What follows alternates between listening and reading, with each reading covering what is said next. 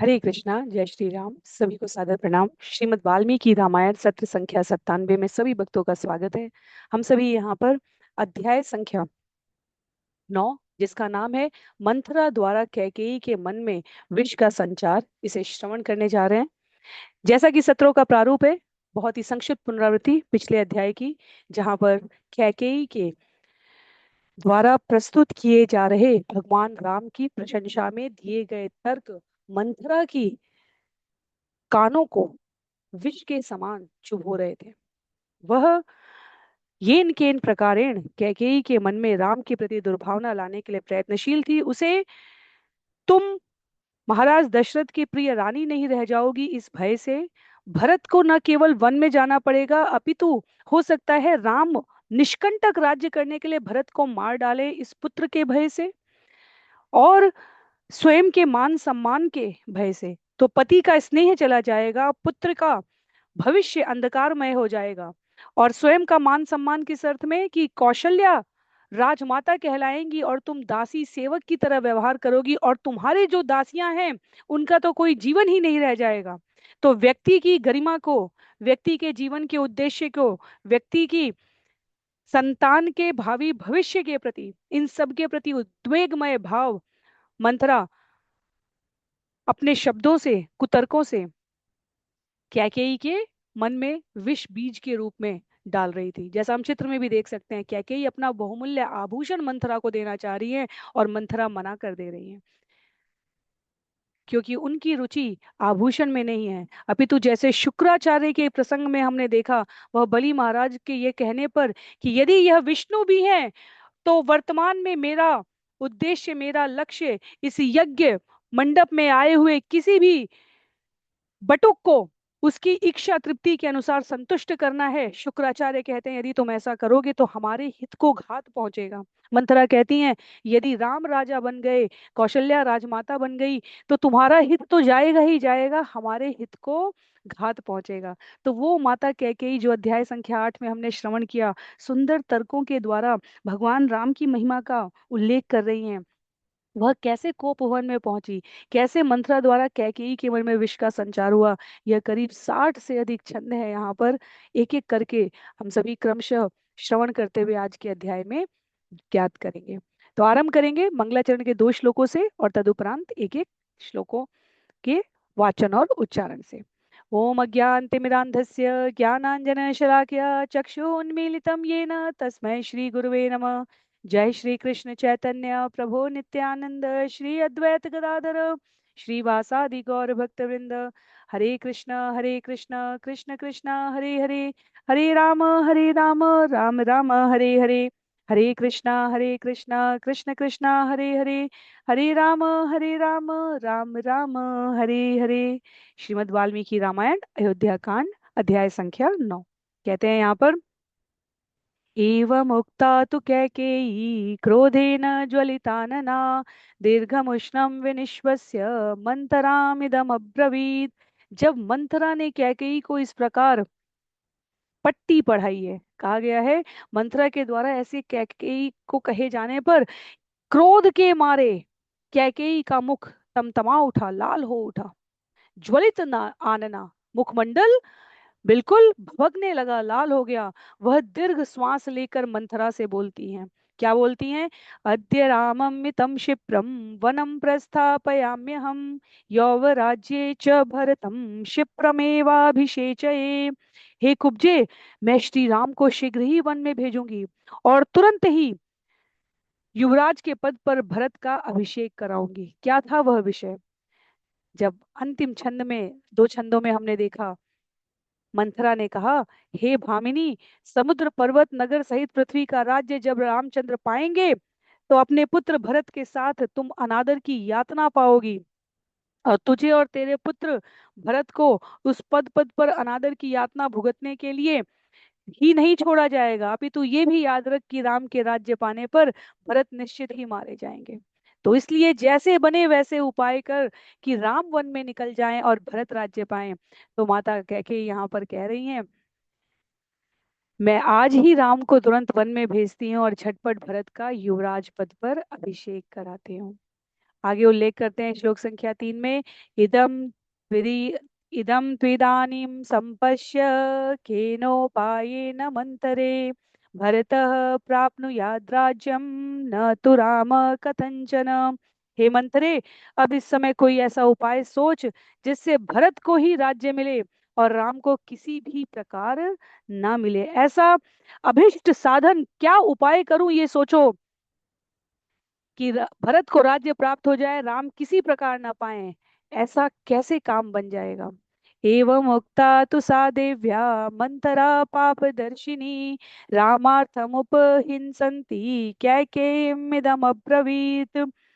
देवी कैकेयी के ऐसा कहने मात्र से पाप का मार्ग दिखाने वाली मंथरा पापदर्शिनी, पापिन मंथरा जो पाप का मार्ग दिखाने वाली है, श्री राम के सर्वनाश करने के भाव से उनके स्वार्थ पर कुठाराघात करती हुई कैकेयी से कहती है, क्या कहती है, हन्ते दानीं प्रवक्ष्यामि कैकेयी श्रूयतां च मे यथा ते भरतो राज्यं पुत्र प्राप्स्यति केवलम। कहती है, याद करो, देखो, विचार करो और बताओ मुझे। मैं भी सोचती हूँ कि क्या किया जा सकता है जिससे केवल तुम्हारे पुत्र भरत को राम राज्य प्राप्त हो, राम को नहीं। किम न स्मरसि कैकेयी स्मरन्ती वा निगूहसे यदुच्यमानमात्मार्थं मत्तस्त्वं श्रोतुमिच्छसि। कैकेयी नंदिनी बड़े स्नेह से अब संवाद कर रही हैं, क्या तुम्हें स्मरण नहीं है, क्षमा कीजिए, कैकेयी नंदिनी कैकेयी को कह रही हैं, महाराज कैकेयी की पुत्री कैकेयी, क्या तुम्हें स्मरण नहीं है, या स्मरण होने के बाद भी तुम भूल गई हो, मुझसे छुपा रही हो। कितनी बार तो तुमने चर्चा की है, अपने उसी प्रयोजन को क्या तुम मुझसे सुनना चाहती हो।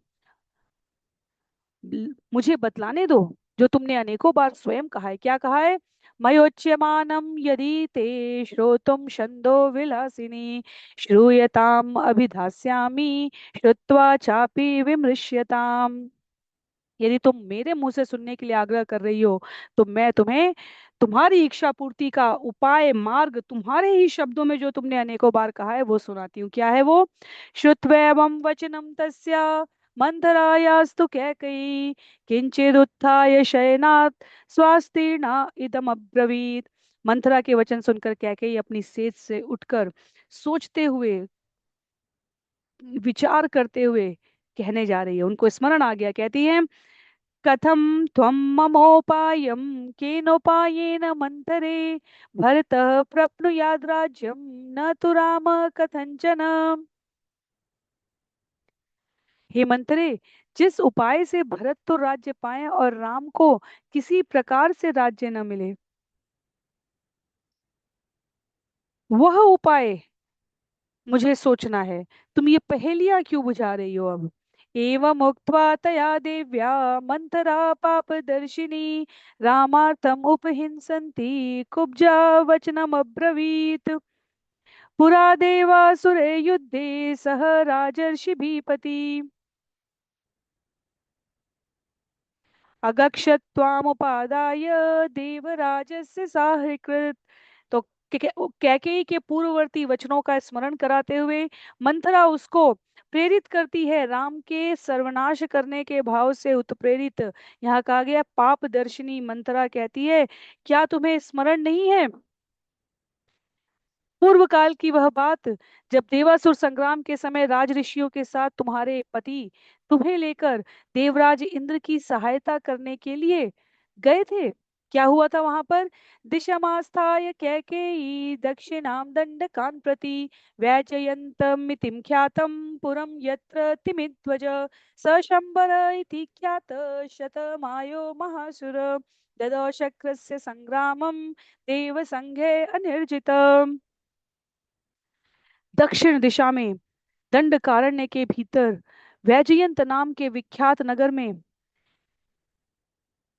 जहां शंबर नाम का प्रसिद्ध महाअसुर रहता था, वहां ध्वज तिमि तिमि ध्वज नाम के राजा के रूप में, सैकड़ों मायाओं के जानकार के रूप में वह निवास करता था। देवता भी उसे जीत नहीं पाए थे और इंद्र के साथ उसने एक बार युद्ध छेड़ दिया था। तो कहाँ, दंडकारण्य के भीतर वैजयंत नामक राज्य में तिमी ध्वज का चिन्ह धारण किया हुआ शंबर के नाम से विख्यात असुर, अनेकों प्रकार की माया को जानने वाला, जिसे देवता भी नहीं विजित कर पाए, उसने इंद्र के साथ युद्ध छेड़ा था। और तब क्या हुआ था? तस्मिन् महति संग्रामे पुरुषान अक्षत विक्षतान रात्रो प्रसुप्तान घ्नन्ति स्म तरसा साध्य राक्षसा। उस महासंग्राम में जो लोग शत विक्षत अर्थात घायल होते थे, उनको रात को सोते समय यदि तुम्हें स्मरण हो, तो उनके सोने के आसन बिस्तर से खींच कर ले जाते थे राक्षस और उन्हें मार डालते थे। तत्राकरोन्महद्युद्धं राजा दशरथस्तदा असुरैश्च महाबाहु शस्त्रैश्च शकलीकृत। और वहां पर स्मरण करो, महाबाहु राजा दशरथ ने भी असुरों के साथ भारी युद्ध किया, और उस युद्ध में असुरों ने अपने अस्त्र शस्त्र द्वारा उनके शरीर को घायल कर दिया था, शत विक्षत कर दिया था, छेद युक्त कर दिया था। अपवाय त्वया देवी संग्रामान् नष्ट चेतन तत्रापि विक्षतः शस्त्रे पतिस्ते रक्षितस्त्वया। और जब राजा मूर्छित हो गए थे, तब तुम रणक्षेत्र से उनको बाहर लेकर आई थी, सारथी का काम करते हुए तुमने उन्हें रणभूमि से बाहर लाकर उनकी रक्षा की थी। तुष्टेन तेन दत्तो ते द्वौवरो शुभ दर्शने स्वतयो तव्योक्त पति देवी अधीक्षम तदावरो। तब महाराज ने तुमसे क्या कहा था? लिखते हैं यहाँ पर, हे शुभ दर्शने, तुमसे संतुष्ट होकर महाराज ने तुम्हें दो वचन देने के लिए कहा था कि जो भी इच्छा हो वह मांग लो। और तुमने क्या कहा था? गृहीयामीति तत्तेन तथेत्युक्तम महात्मना अनभिज्ञाह्यहं देवी त्वय्येव कथिता पुरा। और तुमने कहा था, हे प्राणनाथ, जब मेरी इच्छा होगी तब मैं इन वरों को मांग लूंगी। उस समय महाराज ने तुम्हें तथास्तु कहा था। मैं इस कथा को नहीं जानती थी, पर तुमने ही मुझे यह वृत्तांत बतलाया है, इसलिए मुझे स्मरण है, क्योंकि मैं तुम्हारी हितैषी हूँ। कथयशा तव तु स्नेहान मनसा धार्यते मया रामाभिषेक संभारा निगृहाया विनिवर्तय। कहते हैं यहाँ पर, तब से प्रीति पूर्वक तुम्हारे स्नेह के वश में मन ही मन मैंने यह बात स्मरण रख रखी है।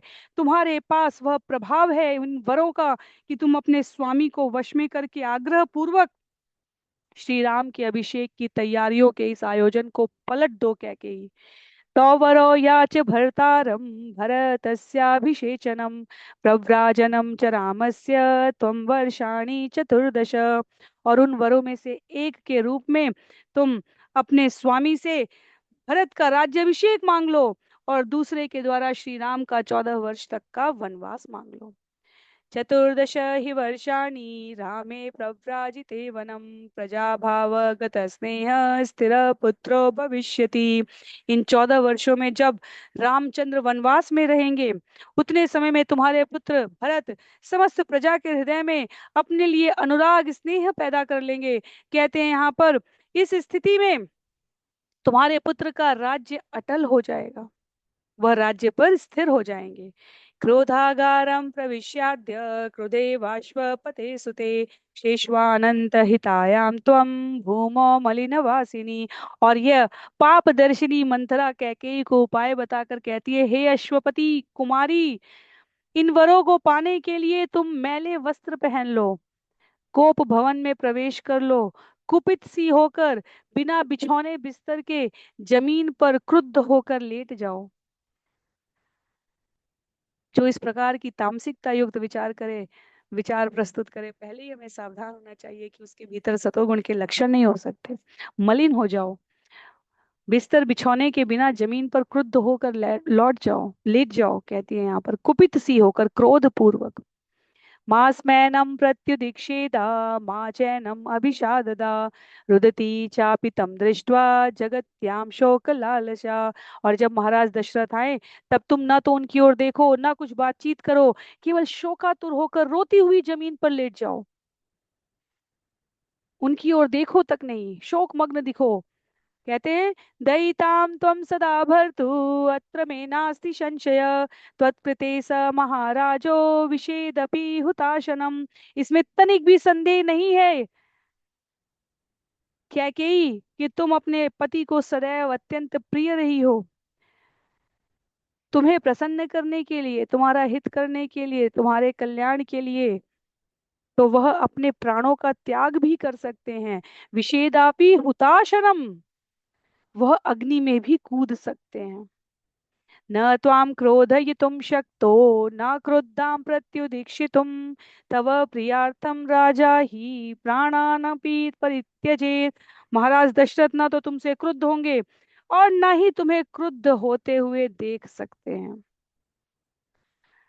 वास्तव में महाराज दशरथ तुम्हारा प्रिय करने के लिए अपने प्राणों का त्याग तक कर सकते हैं। प्राणान अपि परित्यजेत न ह्यतिक्रमितुं शक्तस्तव वाक्यं महीपति मंद स्वभावे बुद्ध्यस्व सौभाग्य बलमात्मनम।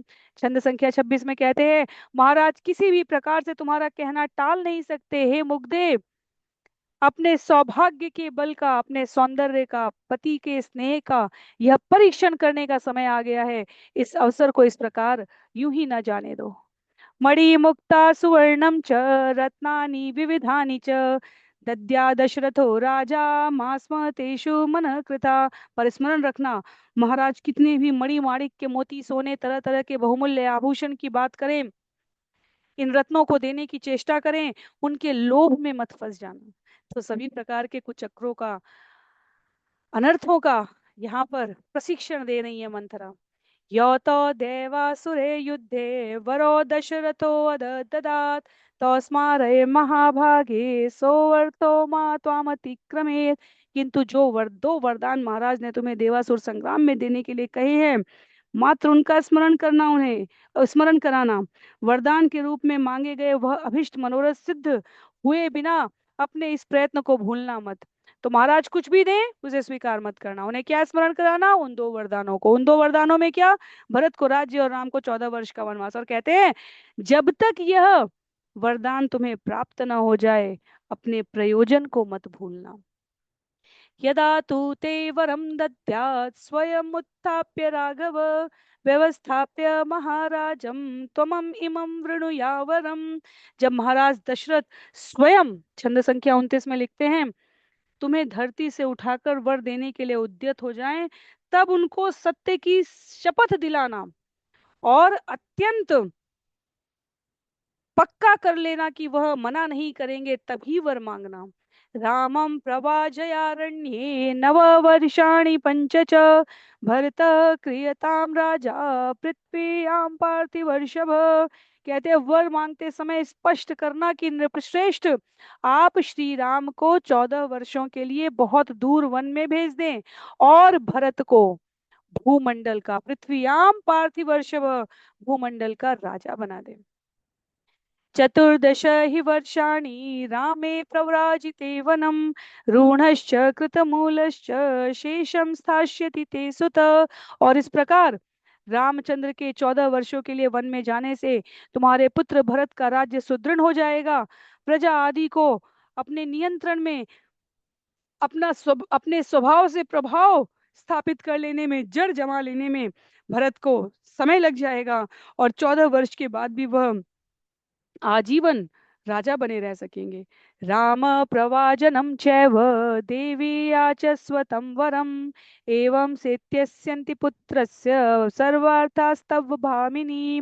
कहते हैं देवी, तुम राम के वनवास का वर राजा से अवश्य मांगना, तभी तुम्हारे पुत्र भरत का भी काम बनेगा, वह सभी प्रकार के शत्रुओं से हीन हो जाएगा। तो कितनी दृढ़ता से पक्का कर रही है कैकेयी को मंथरा कि इससे नीचे की किसी भी युक्ति किए जाने की प्रक्रिया को तुम स्वीकार मत करना। एवं प्रव्राजितश्चैव रामो रामो भविष्यति भरतश्च हता मित्रस्त्व तव राजा भविष्यति। छंद संख्या 33 में कहते हैं यहाँ पर, इस प्रकार वनवास मिल जाने पर ये राम राम नहीं रह जाएंगे, अर्थात लोगों के मन में राम के प्रति जो इतनी प्रीति आज दिख रही है वह अपने आप समाप्त हो जाएगी। और भरत का भी कोई शत्रु नहीं रह जाएगा, वे शत्रु रहित हो जाएंगे। येन कालेन रामश्च वनात्य प्रत्यागमिष्यति तेन कालेन पुत्रस्ते रूढमूलो भविष्यसि संगृहीतं मनुष्यश्च सुहृद्भिः सार्धमात्मवान् प्राप्तकालं तु ते मन्ये राजानं वीतसाध्वसाम्। कहते हैं यहाँ पर भरत के पास क्या हो जाएगा, शब्द देखिए यहाँ पर, रूढ़मूलो भविष्यति, उनका सैनिक बल संग्रह हो जाएगा। जितेंद्रिय तो वो है ही, उनका दृढ़ मूल हो जाएगा जब तक राम वन से लौटेंगे। और इसके कारण अच्छी प्रकार से, भली प्रकार से अपने सुहृदों के साथ रहकर निर्भय होकर वह शासन कर पाएंगे। इसलिए इस समय को व्यर्थ किए बिना महाराज तुम्हें वर दे, उस क्षण तक अपने आप को तुम्हें दृढ़ रखना होगा। जब महाराज वर दे देंगे तब तुम्हारा पुत्र निर्भय हो जाएगा। रामाभिषेक संभारान् निगृह्य विनिवर्तये अनर्थमर्थ रूपेण ग्राहिता सा ततस्तया। इसलिए आग्रह पूर्वक रामचंद्र के अभिषेक की तैयारियां रुकवा दो। मंथरा की इन अनर्थ भरी बातों को लिखते हैं आचार्य यहाँ पर, कैकेयी को विश्वास हो गया, वो मन ही मन प्रसन्न हो गई। यद्यपि आचार्य लिखते हैं, यद्यपि कैकेयी अत्यधिक समझदार थी, तथापि कुबड़ी मंथरा के कहने पर नादान बालिका की तरह कुमार्ग पर चली गई, अनुचित कार्य करने के लिए तैयार हो गई। कहते हैं, यष्टा प्रतीता कैकेयी मंतरामिदम अब्रवीत साहि वाक्ये न कुब्जाया किशोरी वोत्पथम गता। उस समय मंथरा की बातों में कैसे आ गई, जैसे घोड़ी आतुर हो अपने बच्चे के पास जाने के लिए, और कुपथ में जाने से, कोड़ों से पीटे जाने पर भी वह न रुके। कहती हैं यहाँ पर उल्लेख करते हुए, कैकेयी विस्मयं प्राप्ता परम परम दर्शना कुब्जे त्वां नाभिजानामि श्रेष्ठां श्रेष्ठाभिधायिनी। अति रूपवती कैकेयी आश्चर्य पूर्वक कहती है, किस बात पर? हे मंथरे, मैं नहीं जानती थी, मैंने तेरी बुद्धि की अवहेलना की, अब आगे कभी नहीं करूंगी। तू तो इस पृथ्वी पर सभी में उत्तम है, मेरा हित करने के लिए मात्र तू ही एक सावधान रहकर मेरा हित समझती है और उसे सिद्ध करने में लगी रहती है। तू ही मेरी एकमात्र हितैषिणी है। पृथ्व्यामसि कुब्जानाम उत्तमा बुद्धि निश्चये त्वमेव तु यमार्तेषु नित्य युक्ता हितैषिणी।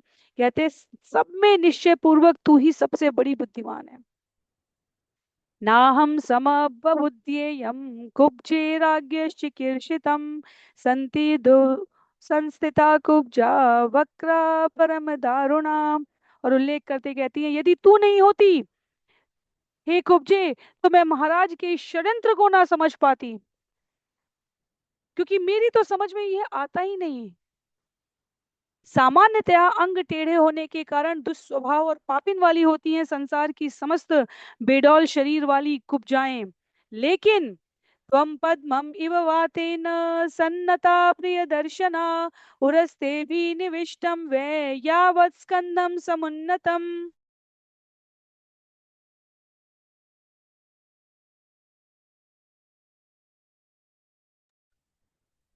किंतु तुझमें इन बातों का लेश मात्र भी अंश नहीं है, अर्थात तू शरीर से टेढ़ी मेढ़ी है पर तेरी बुद्धि वक्र नहीं है, तेरी बुद्धि तो सदैव मेरे हित में लगी हुई है। और यहाँ तुलना कर रही है मंथरा की माता कैकेयी किससे? जैसे सहज सुंदर कमल पत्र पवन के झोंके से झुककर टेढ़ा हो जाता है पर कोई उसकी निंदा नहीं करता, वैसे ही तेरे अंग तो टेढ़े हो गए पर तू सुख रूपा होने के कारण निंदा करने के योग्य नहीं है। तो आज कैकेयी को मंथरा में कोई दोष नहीं दिख रहा है। कहते हैं, कमलिनी की भांति तू कुछ झुकी हुई तो है, पर देखने में, विचार करने में तू अत्यंत सुंदर है। तेरा वक्षस्थल तो दोष से व्याप्त है, पर तेरा कंधा ऊंचा दिखाई देता है। अध्यस्ताचोदरम शातम सुनाभमिव लज्जितम, परिपूर्णम तु जघनम सुपीनो च पयोधरो।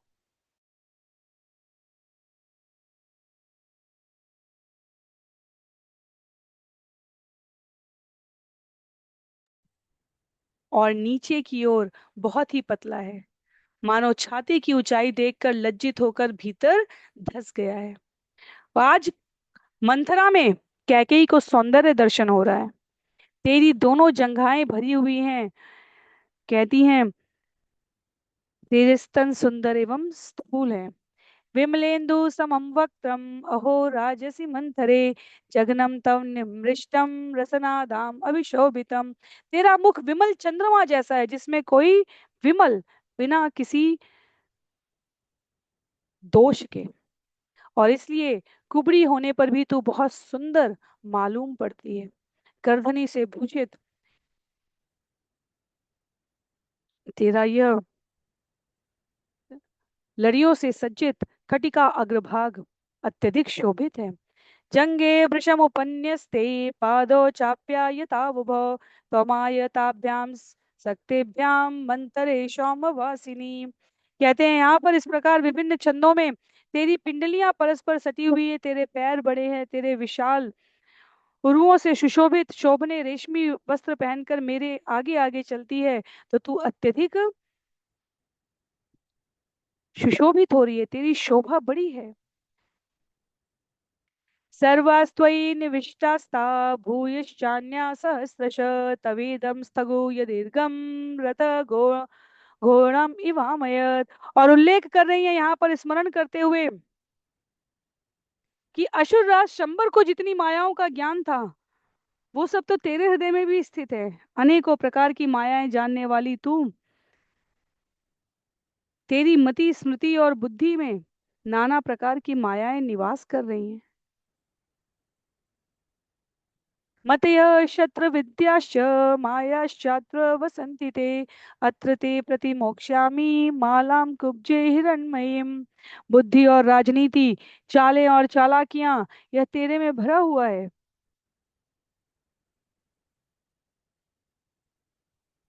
मैं निश्चित रूप से, क्या कहती है, मेरा मनोरथ सफल हो जाने पर, क्या है मनोरथ? अभिषिक्ते च भरते राघवे च वनम गते, जातेन च सुवर्णेन सुनिष्टप्तेन सुंदरी। मेरा मनोरथ पूरा हो जाने पर हे सुंदरी कुब्जे, अर्थात भरत का राज्य अभिषेक और श्री राम के वन जाने पर, मैं सफल मनोरथ के साथ संतुष्ट होकर अच्छी प्रकार के तपाए हुए सोने की बनी हुई सुंदर स्वर्णमाला तेरे इस कुबड़ को पहनाऊंगी, और उस पर चंदन का लेप लगवाऊंगी, अर्थात मैं तेरे मांस पिंड को उत्तम तपे हुए स्वर्ण के पत्रों से ढक दूंगी। लब्धार्था च प्रतीता च लेपयिष्यामि ते स्थगु, मुखे च तिलकम चित्रम जात रूपमयम शुभम। इस कार्य की सफलता में विश्वास होने पर चंदन लगाकर माथे पर पक्के सोने का रत्न जड़ित तिलक भी लगाऊंगी। कारयिष्यामि ते कुब्जे शुभान्याभरणानि च, परिधाय शुभे वस्त्रे तेव तेव चरिष्यसि। हे मंत्रे, तेरे लिए मैं सब गहने सोने के बनवाऊंगी, सब सुंदर वस्त्र पहनकर देवताओं के समान तू जहां जाना चाहे, देवांगनाओं के समान वहां विचरण करती रहेगी। चंद्रमायमाने न मुखे न प्रतिमे न च, गमिष्यसि गतिम मुख्याम गर्वयंती द्विपज्जनम। मात्र इतना ही नहीं, कहते हैं यहाँ पर, चंद्रमा से प्रतिस्पर्धा करते हुए अपने मनोहर मुख द्वारा तू ऐसी सुंदर लगेगी, तेरे मुख की समता कहीं और नहीं रह जाएगी। और शत्रुओं के बीच में अपने सौभाग्य पर गर्व करती हुई तू सर्वश्रेष्ठ स्थान प्राप्त करेगी। तवापि कुब्जः कुब्जायाः सर्वाभरण भूषिता, पादौ परिचरिष्यन्ति यथैव त्वं सदा मम। यहाँ पूरा विषय परिवर्तित हो चुका है। अनर्थों कुचक्रों के मस्तिष्क से भरी हुई पाप दर्शिनी मंथरा ने कैकेयी को अपने वश में कर लिया है और कैकेयी को भगवान राम का राज्याभिषेक न हो इसके लिए महाराज दशरथ को वश में करने की शिक्षा दे रही है। लिखते हैं यहाँ पर, जैसे तू सदा मेरे चरणों की सेवा करती है उसी प्रकार समस्त आभूषणों से भूषित बहुत सारी कुब्जाएं तुझ कुब्जा के भी चरणों की सेवा किया करेंगी। प्रशस्यमाना सा कुब्जा कैकेयीमिदम् अब्रवीत् शयानाम शयने शुभ्रे वैद्याम अग्निशिखा मित्र। जब कुब्जा इस प्रकार प्रशंसा प्राप्त कर रही थी तब उसने वेदी पर प्रज्वलित अग्निशिखा के समान शुभ्र सैया पर शयन करने वाली कैकेयी से कुछ कहा। क्या कहा? गतोदके सेतु बंधो न कल्याणी विधीयते उत्तिष्ठ कुरु कल्याणी राजानम अनुदर्शय। छंद संख्या 54 में कहती है, हे कल्याणी, जब नदी का पानी निकल जाता है तब उस पर बांध नहीं बनाया जाता। यदि राम का अभिषेक हो गया तो तुम्हारा वर मांगना व्यर्थ हो जाएगा। अतः समय ना बिताओ, अपने कार्य संधान में लग जाओ। जल्दी उठो, अपने कार्य में लगने के लिए कोप भवन में जाकर महाराज के आने की प्रतीक्षा करो। तथा प्रोत्साहिता देवी गत्वा मंथरया सह क्रोधागारम क्लिशा विशालाक्षी सौभाग्यम मदगर्विता। इस प्रकार मंथरा के द्वारा प्रोत्साहन दिए जाने पर सौभाग्य के मद से गर्व करने वाली विशाल लोचना सुंदर कैकेयी देवी को भवन में जाकर लाखों की लागत के मोतियों के हार, ये लेख है छंद संख्या 56 में, अनेक शत सहस्त्रम मुक्ताहारम वरांगना अवमुच्य वरार्हाणि शुभान्याभरणानि च। लाखों के मोती के हार और अन्य मूल्यवान गहने उतारकर जमीन पर फेंक दिए उन्होंने। ततो हेमोपमा तत्र कुब्जा वाक्य वशनगता संविश्य भूमो कैकेयी मंतरम इदम अब्रवीत। उस समय सोने के रंग के समान रंग वाली कैकेयी कुबड़ी की बातों में आकर जमीन पर लेटकर मंथरा से कहने लगी। क्या कहने लगी? छंद संख्या 58 और 59 में कहते हैं, इहं वामामृतां कुब्जे नृपाया वेदयिष्यसि वनं तु राघवे प्राप्ते भरत प्राप्स्यति क्षितिं न सुवर्णेन मे ह्यर्थो न रत्नैर्न च भोजने एष मे जीवितस्यान्तो रामो यद्यभिषिच्यते। कहती है, हे कुब्जे, मुझे न तो स्वर्ण से न रत्न से न भांति भांति के भोजनों से कोई प्रयोजन है। यदि श्री राम का राज्याभिषेक हो गया तो यह मेरे जीवन का अंत हो जाएगा। ये वही कह के ही है जिन्हें हम एक अध्याय पूर्ण भगवान श्री राम की बिना विश्राम किए सुंदर शब्दों में प्रशंसा करते हुए सुन रहे थे। संग हमारे जीवन में कितना अनर्थकारी हो सकता है, यह विषय उसका प्रमाण है। यदि श्री राम का अभिषेक हो गया तो मेरे जीवन का अंत हो जाएगा। अतः राम के वन चले जाने पर भरत को इस भूतल का राज्य प्राप्त हो, इसके लिए तू महाराज को शीघ्रातिशीघ्र आमंत्रित कर, अन्यथा तुझे उनको मेरी मृत्यु का समाचार सुनाना होगा। एष में जीवितस्यांतो, मेरे प्राणों का अंत भी यही हो जाएगा। अथो पुनस्तां महिषीं महीक्षितो वचोभियत्यर्थ महापराक्रमे उवाच कुब्जा भरतस्य मातरम हितं वचो रामुपेत्य चाहितम्।